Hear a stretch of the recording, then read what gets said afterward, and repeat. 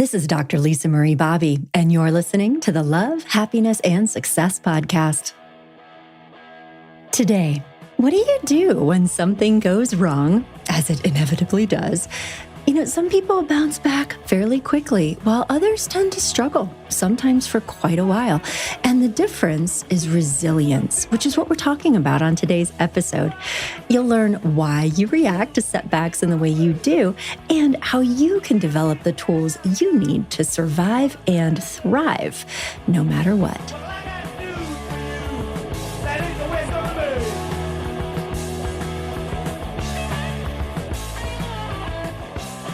Friends, we're listening to a band called Death. The song is Keep On Knockin' from their 1976 album. And I chose this song for us today because to me, this just kind of exemplifies resilience, grit, and that will to keep on going, keep on trying, even in the face of adversity and feeling strengthened because of it. We don't get stronger despite adversity. We get stronger because we experience adversity and we use it in order to grow. And that's really the theme of our show today. How we can all cultivate this kind of energy that makes such a huge difference in not just the way we feel day to day, but even in the trajectory of your life. And that is your personal resilience. Have you ever wondered why some people seem like they can adjust? They have just as terrible things happening in their lives as anybody else, but they can kind of right themselves. They're like a weeble wobble, those old punching bags. I don't know if you're old enough to remember these, but like these inflatable punching bags they had when I was a kid that had, like sand at the bottom. And the whole idea was to smack them and knock them down and boop, they come back up again. And, some people kind of psychologically and emotionally are like that, whereas other people go down and stay down or get back up with great difficulty and feel forever changed because of whatever it was that they had experienced. And there is a lot of variability in the resilience that we all carry inside of us. And I've seen this, for years in my own life, certainly with people that I know, but also in my work as a counselor and a coach. For those of you maybe who haven't listened to this program before, by background, I'm a licensed psychologist. I am also a licensed marriage and family therapist. I'm a board certified coach. And I founded a private practice growing self-counseling and coaching a while ago, where I have had the great opportunity for many, many years to work with people in their relationships, their careers, their personal lives. And also I'm now in a very rewarding position of being able to supervise and mentor therapists and coaches who are developing their own skills. And, a frequent topic of focus in my work and also with my supervisees is around cultivating people's sense of internal resilience and ability to learn, grow, thrive even in the face of stress, setbacks, so that they can feel generally okay on the inside, ups and downs, good days and bad, certainly just as much emotion as anybody else, right? But that the outcome of difficult life experiences is ultimately one of positive change. And so, that is frequently the real work of being a therapist or coach is, people come in and like, there's this stuff going on, what do I do? And we use these opportunities in order to help people become stronger on the inside and learn and grow because of it, so that on the other side, they feel that they have been, I think, fundamentally strengthened in a lot of ways. They feel more competent, more confident, and better than they had. Right? And so there is a lot that can go into this. And there's also a lot that I think we can all learn by studying the science of resilience, the nature of resilience, because even though some of us have different advantages, when it comes to intrinsic resilience, which we'll be discussing in a little bit. There are also so many things that we can do to cultivate and foster our own resilience, and also the resilience of the people that we love and care about the most, partners, friends, children, and this is, I think, a very meaningful and important thing for us to all be doing, both for ourselves and for others. So there's a lot to discuss here. And, to give you an example of resilience in action, I think that we all had an opportunity to see variabilities in resilience playing out over the last few years, and for a variety of different reasons. But, the pandemic experience was not easy for anyone. And some of us experienced a lot more stress and adversity than others. Lost, 1 million people in the United States. I mean, that's a lot of heartbroken loved ones right there. And certainly we've all seen in the news the impact that pandemic life had, particularly on children, vulnerable people who maybe struggled to stay connected, to get access to school, to supports that were really their lifelines, and were quite traumatized as a result of it. So, there was a lot here. And it is also true that even, if we take into consideration the variability of privilege, which is huge, and even when we take into consideration the variability of trauma, which is also huge, there are still a lot of differences in the way that people experienced the situation. I'm sure in your own life, you know people who found ways to adapt and even thrive throughout that extremely difficult time, and other people who floundered mentally and emotionally, even if they had fairly similar life circumstances and levels of trauma. So there are different responses to the same stressors. And why is that? What makes some people more resilient than others? And what can we learn from that? How can we apply that to our own well-being?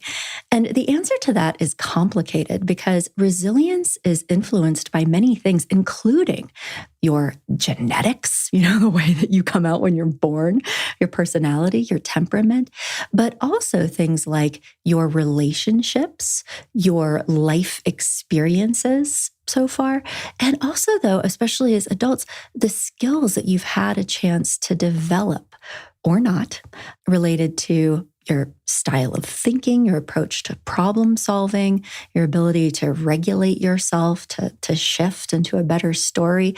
And these are just a few of the factors, but they all come together to create really big differences in how resilient we are, which then translates into not just how well we function in the face of adversity, but how we respond to it, how we adapt, how we grow, or whether or not we feel damaged and like we can't overcome the challenges that we face. So this can play out in very big ways in somebody's life. And so I'm glad that we can be talking about this today. And just so you know, this podcast, like so many others that I do, is really created in response to the things that I'm hearing from you. I often invite you guys to get in touch with me. You can email me, hello@growingself.com, get in touch with me on Facebook, Instagram, all the usual places. But what I have been hearing from you are sometimes stories about having gone through something hard, a divorce, a breakup, a job loss, a health loss, a death, a disappointment, even a life transition that feels very difficult. And, the crux of the question is always like, I'm having such a hard time. What do I do to feel better, to feel like myself again, feel like I'm really floundering? Please advise. And the specifics of everybody's situation are obviously so different, and there are variables that are unique just to you. But I think by talking about the nature of resilience and understanding it and being able to apply it, you now have a roadmap for whatever it is that you're facing to be okay on the inside and grow in response to difficult stuff going on, as opposed to feeling like it's overwhelming. It's untenable. It is not solvable. And so, resilience isn't set in stone. Even though we all have natural kind of dispositions and advantages, or, in the case of people who have experienced a lot of trauma in their lives, it can be a heavier lift. And knowing that, I think, is very empowering because it creates a path forward. It illuminates the things that we can do and that we need to do in order to cultivate resilience to life's ups and downs and increase your ability to adapt to change and feel fundamentally like it's going to be okay, no matter what is going on. So first of all, I've been tossing around this word a lot, resilience, without properly defining it. So what is resilience? When I think of resilience, it refers to the ability to cope with and then also recover from stress, difficult life situations, even to a degree, trauma, hard things, life challenges. And our capacity to do this, it does vary a lot from person to person. And so how do you bounce back, right? I mean, we all experience difficult things. None of us is getting out of this unscathed over the course of any of our lives, provided that we live long enough. You are going to experience loss. The people that we love leave for a variety of reasons, through death, certainly, and relationships end. We can lose friends, partners, divorces, breakups. Our health and wellness is not guaranteed. Getting a hard diagnosis can be an incredibly difficult life situation. We can experience stress with our careers, a job loss, financial stress, but also with all of these things, the need for resilience isn't just coming up when the worst possible thing happens, like you get laid off or you go through a divorce or, God forbid, lose a loved one.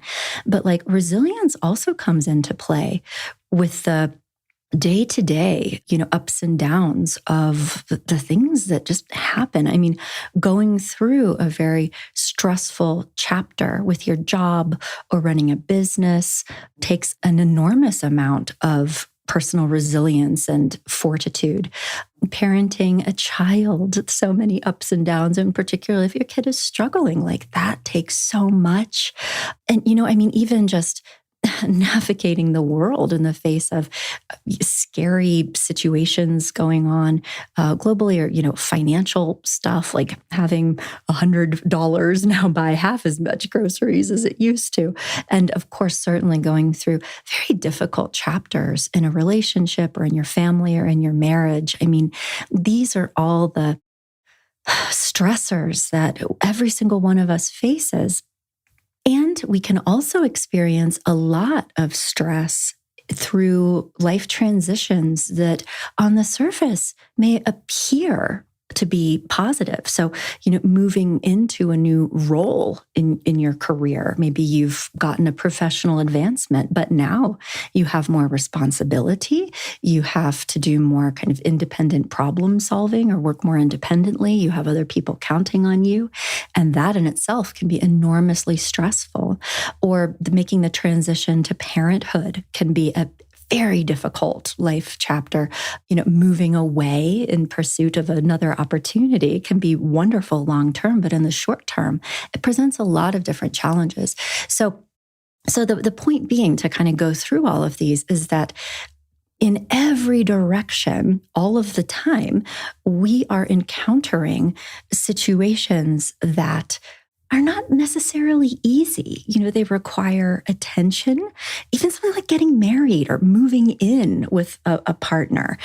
So many different things that need to be learned, all these different life transitions, like the way we had been living kind of gets ripped up into little pieces, and, it takes a while for those pieces to come back together again. And we have to create a new normal.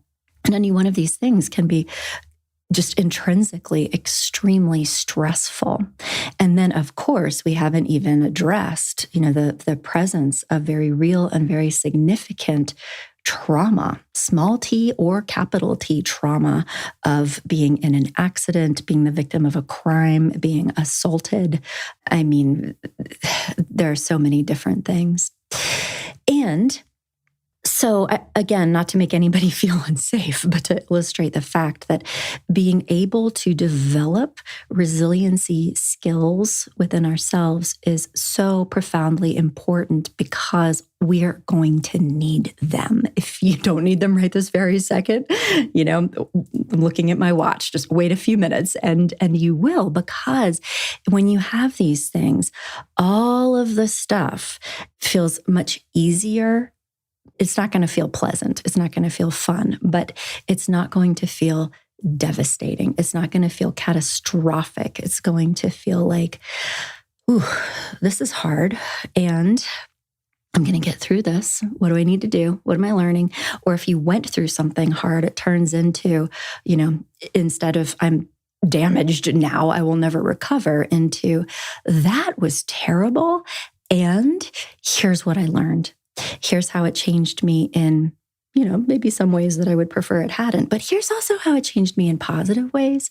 And here's how it increased my confidence in myself, my confidence in my ability to solve problems and navigate difficult situations. And it also created more of a roadmap around not if, but when I go through something hard again, I will be better able to get through it because of what I have experienced. And I think that's the best that any of us can really hope for ourselves, for our kids, right? How do we keep going? How do we keep on knocking? How do we stay fundamentally okay in the face of, what this life is, which is a mixed bag. Yes, wonderful, positive, joyful things happen. And that is not the whole story. So an interesting piece of this resiliency conversation, I think, and what is very important for all of us to understand, respect, and use to our advantage is research that indicates that there are actually biologically based differences in how we all experience the world. Dr. Thomas Boyce was one of the big name researchers on this. He began, longitudinal studies starting in the 1970s. He and, a slew of other researchers. It wasn't just him. But taking a look at the physiological differences in the way that people, even very young children, responded to stressors. And what he found is that some of us, actually the majority, 80% of us, are what he characterized as dandelions. And about 20% of us are what he characterized as orchids, meaning that when faced with a stressful situation, a dandelion with, electrodes and temperature readings and cortisol tests and all the things, exhibited a much lower physiological stress response, even in 4-year-olds, to small stressors. Whereas orchids were much more sensitive to the environment when exposed to stressors. They had a much higher just physiological response to even mild things. They felt things differently. They experienced much higher levels of stress, elevation, and escalation. And this is true both for children who had lived through adversity and trauma. It, is more so in those cases. But even in children who have had perfectly fine life experiences, no trauma, no adversity, calm families, everything's fine, would still exhibit these differences in physiological responses. And, it's measurable because stress, the experience of stress, creates physiological changes in our bodies. And the point of his research, the fact that people are experiencing stress differently, gives us a lot of information to understand some of these resilience differences and what we can do. The 80% of dandelions, what he found is that they were more sort of resistant or tolerant of stressors.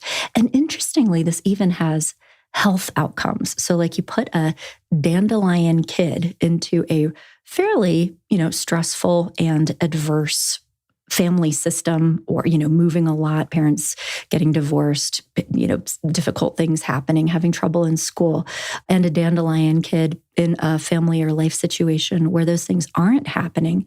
And about the same in terms of like how often they would get sick. That was one of the markers, because our immune response is one of the ways we can understand like the physiological stress that our bodies are under. When we're under more stress physiologically, we will get sicker and we will have more chronic, even health problems. And so in contrast to this, the 20% of the orchid kids, so if you put an orchid kid in a difficult, patently stressful family experience, life experience, hard stuff going on, much higher levels of colds, flu, immune disorders, all kinds of different illnesses. But interestingly, so, the same subset of kids who had a higher physiological response to stressors, when those children were in safer environments, so, low conflict families, things were stable, things were fine, these kids actually had much, much lower rates of illness than not only orchids in a difficult life situation, but also dandelions. That they were actually much stronger, much healthier, doing much better on really like all kinds of different metrics than dandelion kids who are also in safe and nice environments. And so the point of this, the big takeaway, is that some people, 20% of the population, are essentially more intrinsically sensitive to the things going on around them. If there are stressful, difficult circumstances, they will be more rattled, more physiologically impacted, more stressed, more anxious. And the same subset of people in healthy, nice, calm, safe environments, because they are more sensitive and more influenced by what's happening around them, will be stronger, happier, healthier, and really more well, because they are responsive to what's going. It's like they can take more nourishment and nurturing from their environment compared to dandelions. So you put a dandelion in a meadow, you put a dandelion in the crack of a sidewalk. Dandelion doesn't experience that much difference because they're sort of more impervious to environmental stressors. So they're kind of like middle of the road. When good things happen, they're fine. When bad things happen, they're fine. In contrast to more sensitive people, when good things happen, they're great. When bad things happen, they're not. They're bad. It's hard. And so understanding some of these genetic predispositions and how to understand them in your own life, but like even with your partner, can be very, very instructive, because when you get a sense of who you are, how you respond to adversity, and what you need, then you can develop systems and do things really intentionally to cultivate your own wellness. And so to now just kind of shift into, when we look at physiological differences aside, if you speak to people who are not just self-reported as resilient, but who, you can see they go through stuff, they bounce back up, they're okay, they're learning and growing. They have a number of traits in common. And some of these are based on personality, but they're also things that they've learned how to do a lot along the way. Because remember, the orchid and dandelion differences, for young children, like they are in the environment that they were planted by, luck, privilege, the way that the hand they got dealt. And as we grow into adulthood, we have the opportunity to work on ourselves, to grow, to figure things out, say, how could I do this differently next time? And when people have done this kind of work and really gotten good at resilience, or when we take looks at studies of people who are naturally more resilient, they have common kind of cognitive signatures, ways of thinking, ways of managing emotion, ways of behaving in response to adversity that tend to work really well. So that's why this is instructive. So just some of the traits. Self-efficacy is one of them. And self-efficacy is tied to something that we've talked about in previous podcasts, this concept of internal locus of control. And what that ties to is a sense of, I have agency here. I can do something that will change my circumstances, change my outcome. I can take some action and behave in a certain way in order to change my circumstances.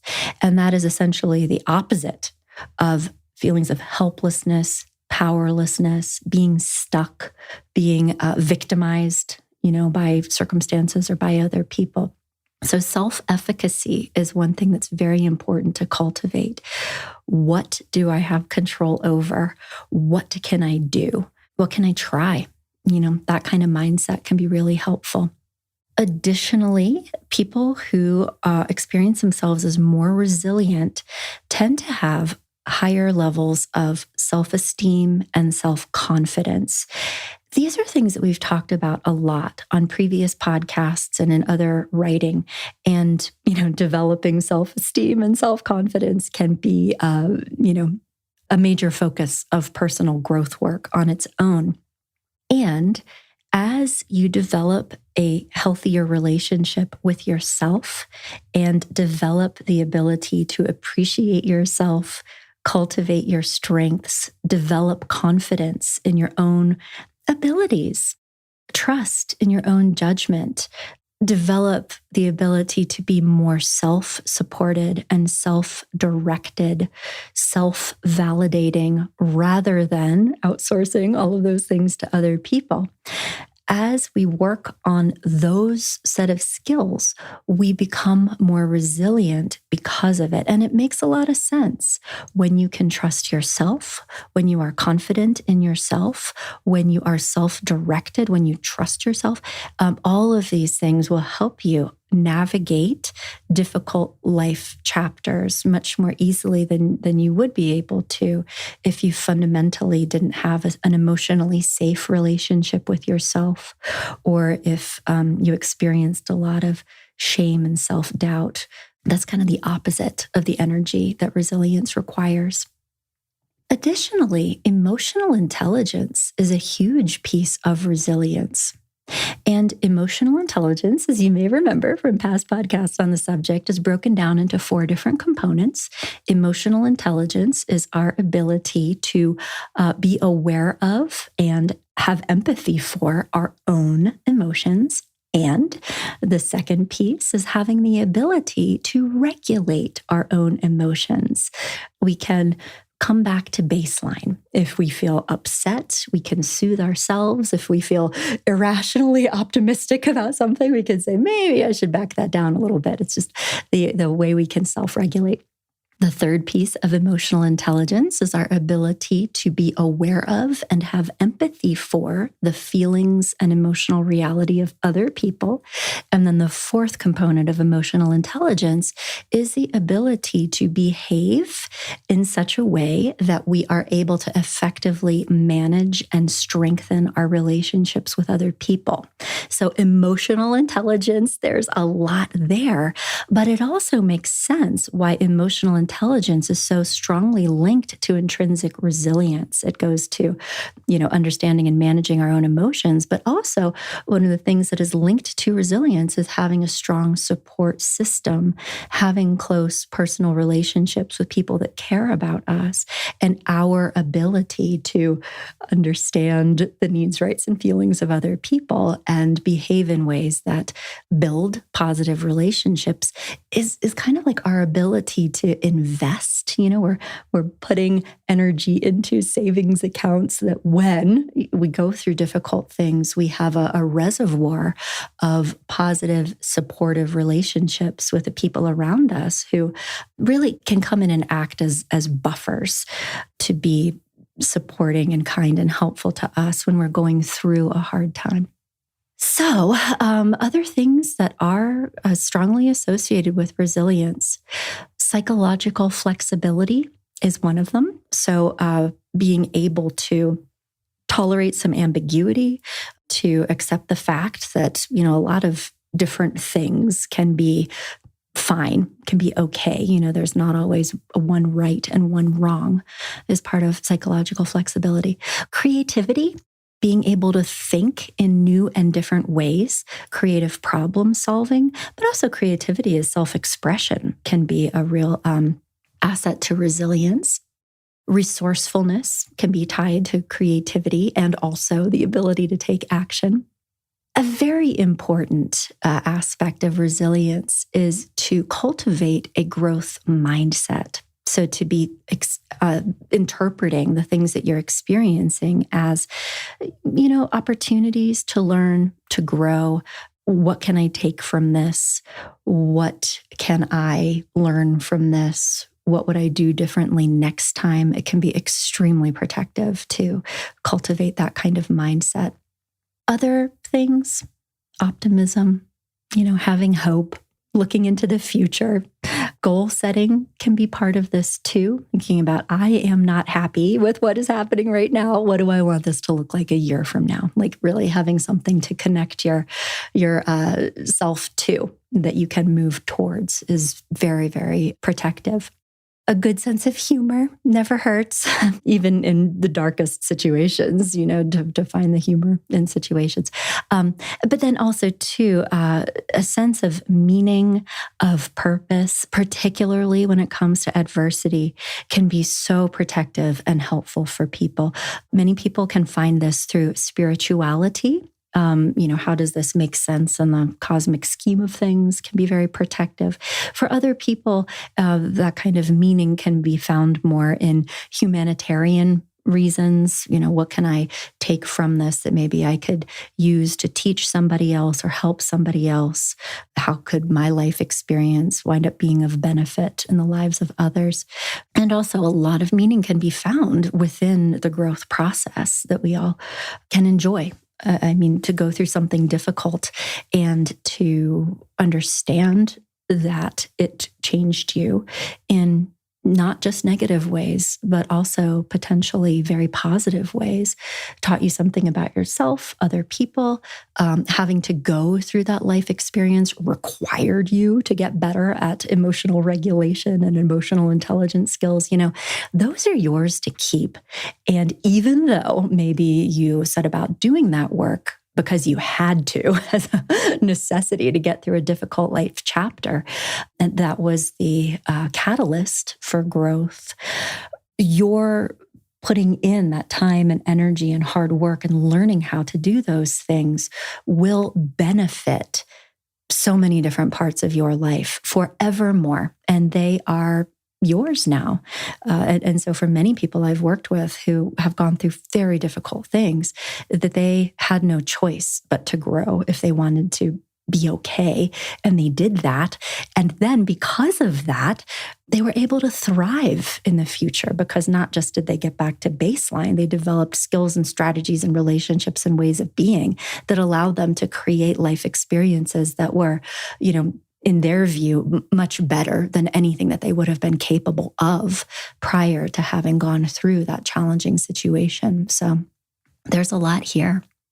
And because of the differences that people bring to the table in their physiological and genetic makeup, one of the things that is very, very helpful and instructive, I think, is to do a little bit of self-assessment, or if you're a parent, like thinking about who your kids are fundamentally. People who tend to have a more sensitive orientation to the world will frequently feel more stressed, more anxious, more depressed, more overwhelmed.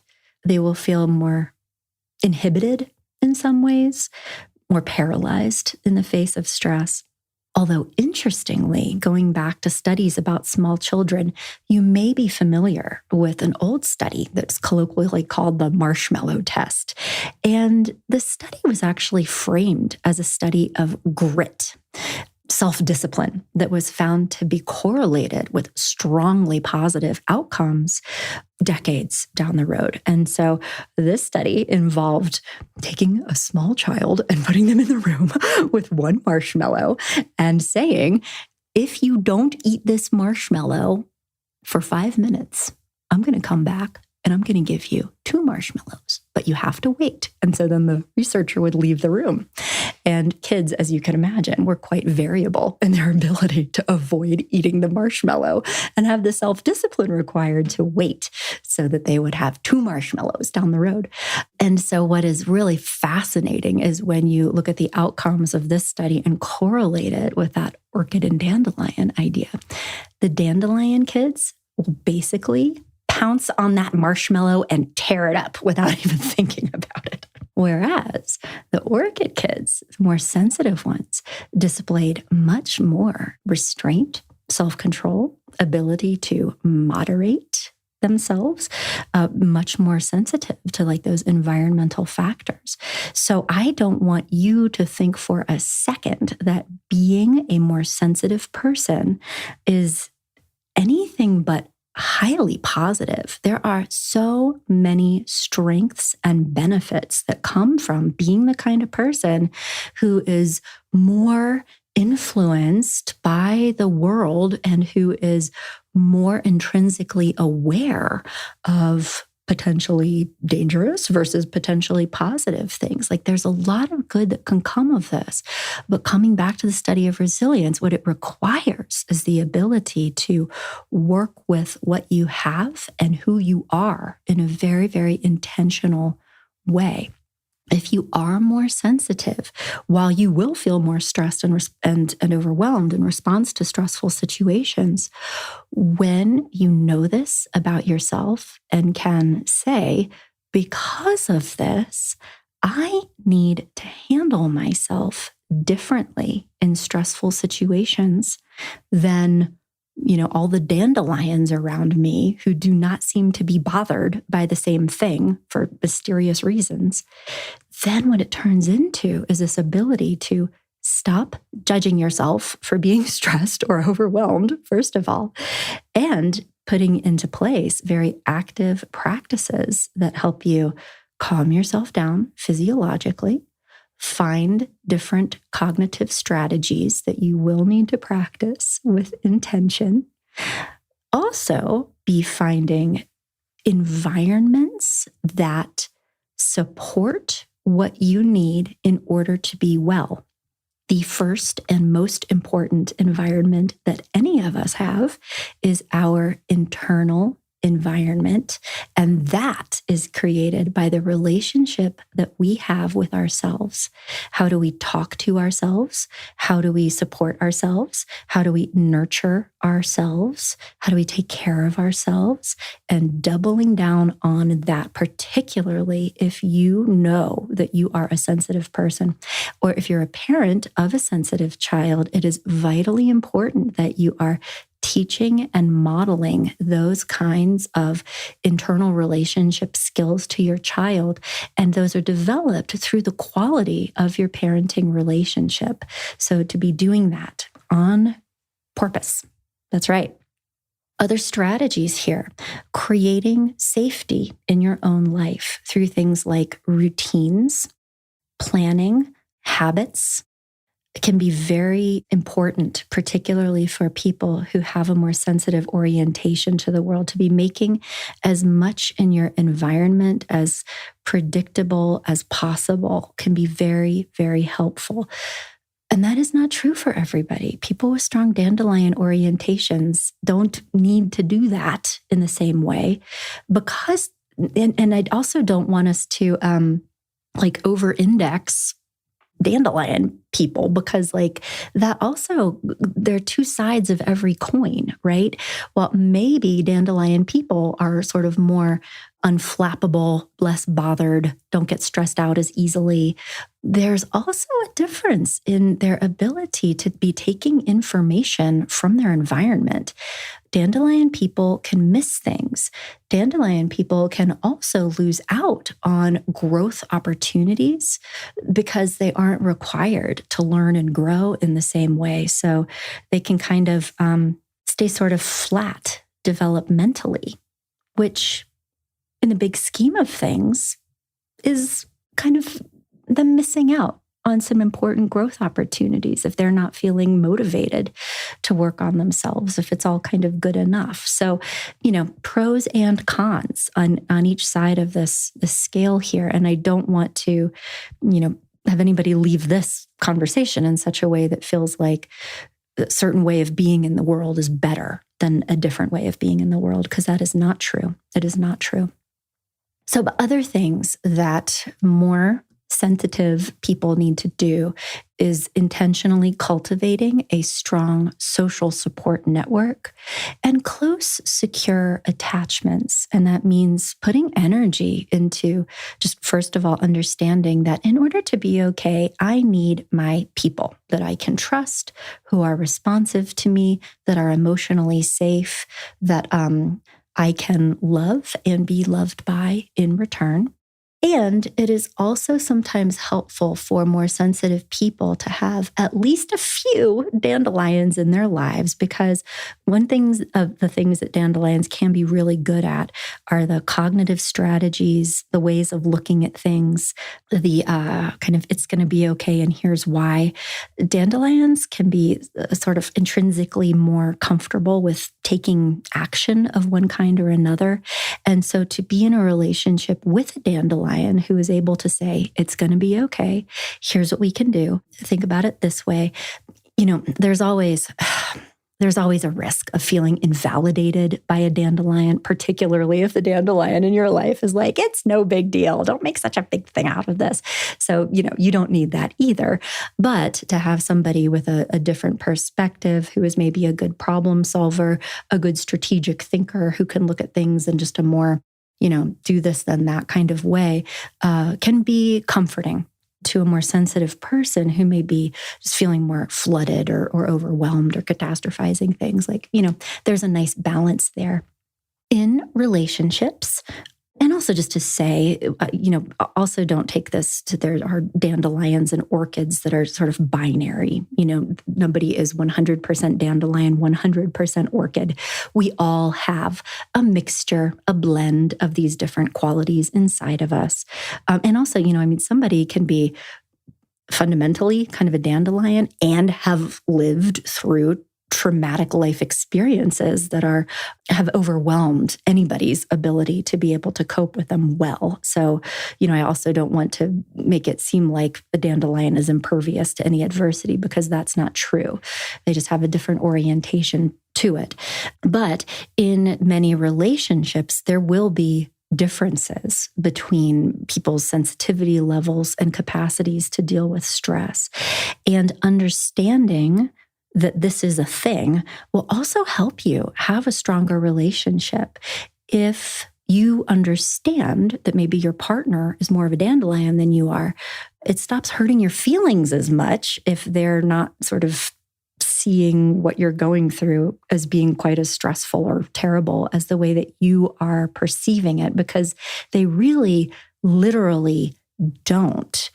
And you can have conversations about that and help them understand what you need in order to feel emotionally connected to them. Maybe this is an opportunity to work on their empathy and sensitivity skills that come so naturally to you, but in order for them to be a better partner for you as a sensitive person.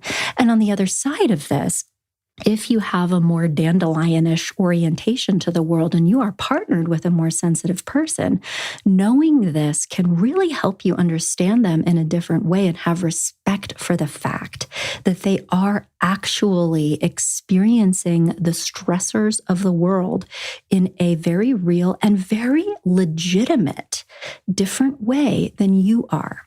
And this will keep you from judging them, from patronizing them, for giving them advice that they are not interested in hearing, because they're really needing things that are different than what you would need, needing emotional sensitivity, needing to be able to kind of just feel safe in the world, self-regulate.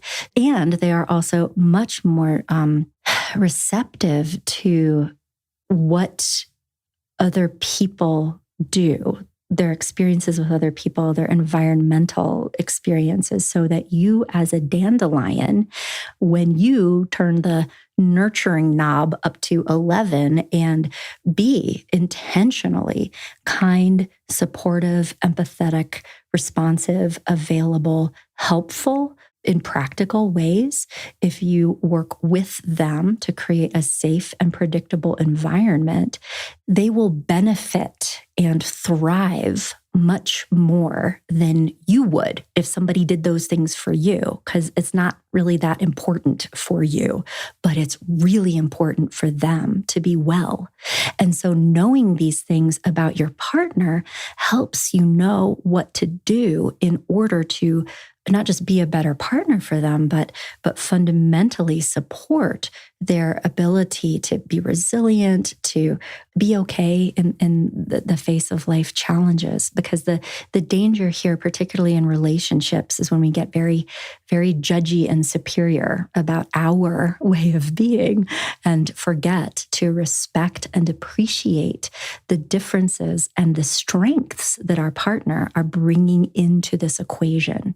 So there's really a lot here that can be of so much benefit in developing your own inner resilience, and also in just developing the strength of your relationships and the quality of your life. So, other things that I think we can all do to cultivate resilience in our own lives. First of all, not waiting for something bad to happen before you are thinking about your resilience factors and also your vulnerabilities.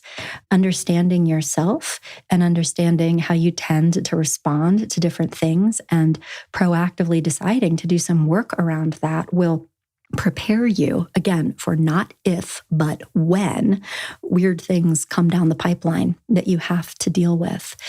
The time and energy that we can spend on our cognitive skills, so learning how to cultivate a mindset, a story that is empowering and self-strengthening and self-supportive, more accepting and also more growth promoting, will help all of us all of the time in every situation. And practicing this skill day to day, no matter what's going on, will be also strengthening that muscle so that it will be much easier to do that when you have crap blow up in your face. Waiting until something bad happens and then trying to figure out how to learn how to do that is in nobody's best interest. It will make it harder than it needs to be. So just because you don't have anything going on in your life right now doesn't mean that you shouldn't be focusing on self-development, personal growth, and strengthening yourself. We all need to do that. Additionally, as part of this, developing emotional self-care skills, emotional regulation skills. These are all so much easier to learn when our lives are fairly calm. And then we will have those skills and abilities in place when the poop hits the fan. Additionally, cultivating a growth mindset in every situation you can. On your job, as a parent, as a partner. I mean, I know that you have a growth mindset already because that's what this podcast is all about. And I don't think that you would be interested in listening to anything that I had to say if you weren't already on a path of growth. So reading books, listening to podcasts, thinking, reflectively about who you are, where you're going, what you're learning, where you're developing, having appreciation for your strengths, and also thinking about, what's next for me and how do I support myself in moving forward there. Additionally, practicing problem-solving strategies and personal empowerment. If you tend to be the kind of person who looks to others for what to do, or, is kind of not always trusting of your own decisions, your own actions, wants to have a lot of confirmation, practice asking yourself the same questions that you would ask other people, and practice being very thoughtful in your responses to yourself. So don't reflexively think that somebody else knows better than you do. Sit with yourself, do some journaling, small things even. This is how we practice. We scaffold, do the easy things first. But I have a small problem and I would like this to be different. So what are the things that I could do to begin moving in the direction that I would like to move to? And just practice this over and over. This is strengthening your self-efficacy muscle, which is one of the most protective things that any of us have in times of strength, or times of adversity, rather, is this ability to think, okay, what am I going to do to change this, to get out of this, to make this better? And so to practice that. Of course, too, of strengthening your relationships. The more positive relationships that you have in your life, the more buffered you will be from difficult life circumstances. You may have material assistance in your time of need, emotional support, people around you to help you create a better mindset or to develop a plan forward, and just people to provide comfort and to be with you while you're going through something hard, because that's often the most important thing of all. So those are all skills and strategies that can be very beneficial. And this is a starting point. I mention all of these things casually, like they're easy to do, but learning new cognitive skills is a process. Learning new lifestyles and cultivating new habits that are focused on your wellness takes time to do. Building strong and positive relationships is a project of its own, and certainly developing a more positive relationship with yourself that is emotionally supportive, that allows you to have higher self-esteem, more confidence, is its own thing. And also being able to get comfortable with your ability to regulate your own emotions can be its own, endeavor. And similarly, getting more and more comfortable and competent with your ability to plan action and follow through and trust yourself to do that. So there is a lot here. There's a lot here. But one final takeaway. It's very important for you to understand and develop appreciation for your nature and your predisposition towards stress and towards resilience. Being a more sensitive person in the world is fantastic. And your job is to know that and to work with it. Working on self-regulation skills, working on self-parenting, making darn sure you are in the very best environment you can be in, because of knowing that you are environmentally sensitive and that you deserve to be in the most nurturing, supportive, best place possible based on your needs. That is fantastic. Also, being a more shielded person is fantastic. And your job is to work with that in productive ways. So that means being also open to experience and making sure that you learn and grow, not just survive, that you're also developing, and being careful to cultivate empathy and appreciation for the differences and sensitivity of other people. And also, kind of benefiting from that. More sensitive people are kind of like the canary in the coal mine and can understand things about other people or about the world that you might not see at first. And there's a lot of wisdom and guidance that can come from those relationships. So I hope that this conversation about resilience was helpful to you. I hope that you got some actionable takeaways, and just know that this is a growth opportunity for everybody. You can do personal growth work, you can read books, you can do journaling, and of course you can, do this work with a really good therapist or coach who is here to help you grow in this way. And again, just that advice. The more you can do this work before something difficult inevitably happens, the better able you will be to cope with this when it does. So don't wait. All right, you guys, keep on knocking, and I'll talk to you next week.